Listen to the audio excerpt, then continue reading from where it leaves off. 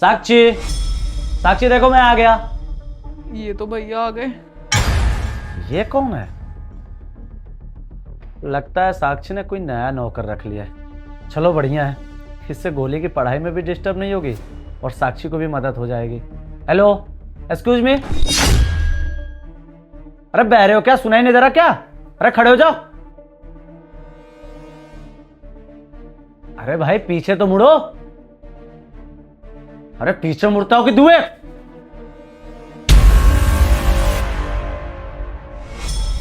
गोली, तू इस हालत में तू ये साफ सफाई कर रहा है? तूने क्या हाल बना रखा है? तेरी भाभी कहाँ है? भैया वो भाभी सो रही है काम करके। सो रही है? और ये तेरे फेस पे चोट कहां से लगी, ये बता। ये चोट मैं बाथरूम में फिसल गया था भैया। देख गोली, ये बाथरूम से गिरी हुई चोट नहीं लग रही है। लगता है तुझे किसी ने मारा है। जो पूछ रहा हूं सच सच बता, चोट कैसे लगी? नहीं भैया, मैं आपसे झूठ क्यों बोलूंगा। मैं बाथरूम में ही फिसला हूँ। लगता है तू ऐसा नहीं बताएगा। रुक, मैं साक्षी से पूछ लेता हूँ। भाभी को मत बुलाना। अरे बता क्या हुआ, और इतना घबराया हुआ क्यों लग रहा है तू? वो भैया बात यह है कि भाभी मुझे बहुत मारती है। आपके जाने के बाद मुझे उल्टा सीधा बोलती है और ये सारा काम घर का मुझसे करवाती है। बर्तन, झाड़ू, पोछा, यहाँ तक कि अपने कपड़े भी मुझसे धुलवाती है। और आपके जाने के बाद मुझे बहुत बोलती है कि तू यहाँ क्यों आया, और मेरी पढ़ाई भी छुड़वा दी। और आपको कॉल पे बोलती है कि मेरे को है ना पढ़ना है, इधर है खर्चा। मुझे पैसे भी देती और जो आपने फोन दिया था वो भी छीन लिया। क्या? साक्षी की इतनी हिम्मत कि उसने तेरे साथ ये सब किया, और तेरे साथ ये सब होता रहा और तूने मुझे एक बार भी नहीं बताया? पहले क्यों नहीं बताया मुझे? भैया मैं आपको पहले ही बता देता। फिर भाभी मेरे को बोली कि अगर मैंने आपको बताया तो वो आपको डिवोर्स दे देगी, और मैं नहीं चाहता कि वो आपको छोड़ के जाए, और उल्टे सीधे केस में ही फंसवा देंगी। देख गोली, तू चिंता मत कर। अब मैं यहाँ आ गया हूं ना, जब तक तेरा भाई जिंदा है ना, अब तुझे कोई हाथ भी नहीं लगा सकता। साक्षी, साक्षी, अरे मैं कह रहा हूं बाहर आओ। अरे कौन चिल्ला रहा है?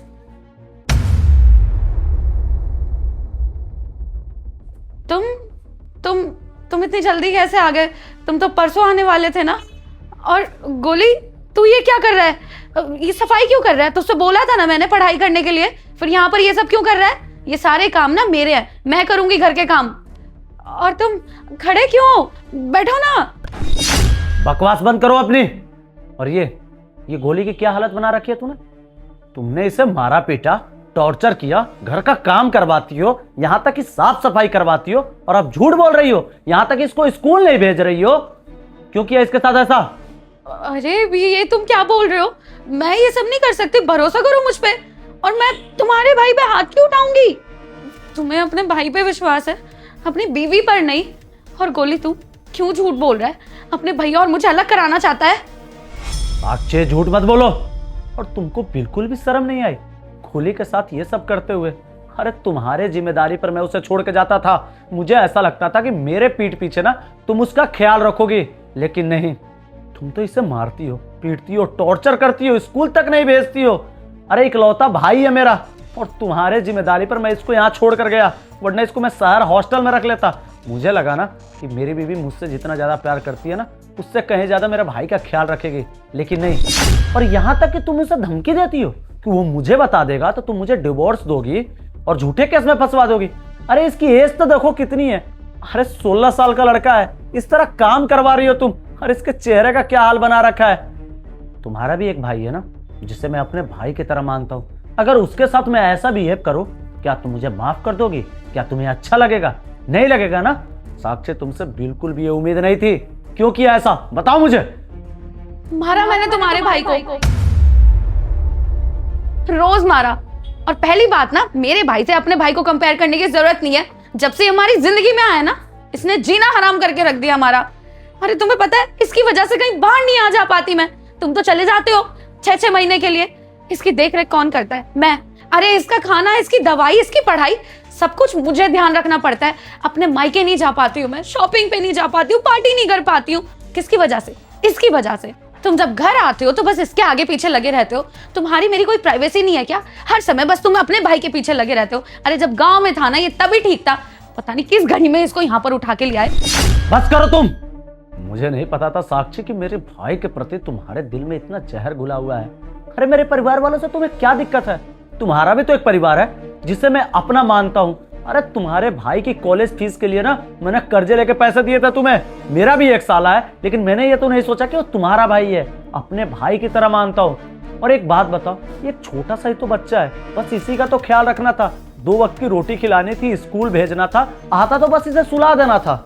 लेकिन नहीं, तुम्हें ये चीज भी रास नहीं है। और तुम्हें तो शादी से पहले भी बताया था ना मैं कि मेरा एक छोटा भाई है, तुम्हें उसका ख्याल रखना पड़ेगा। तो तुमने भी तो हामी भर दी थी, और शादी के बाद तुम्हें दिक्कत होने लगी।